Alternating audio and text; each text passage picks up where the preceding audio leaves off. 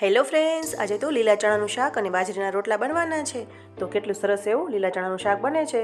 તો આવું શાક બનાવવા તમારે મારી ચેનલને સબસ્ક્રાઈબ કરવી પડશે, એટલે હું જલ્દી ફૂલ વિડીયો અપલોડ કરવાની છું. તમે જોઈ શકો છો કેવું સરસ લીલા ચણાનું શાક બન્યું છે અને કઈ રીતે બનાવ્યું છે, કેટલી વસ્તુ એડ કરી છે અને જે મારું દેશી જમવાનું બનાવું છું એની બધી ટિપ્સ ટ્રીક અને મારું સિક્રેટ બધું હું ફૂલ વિડીયોમાં અપલોડ કરવાની છું.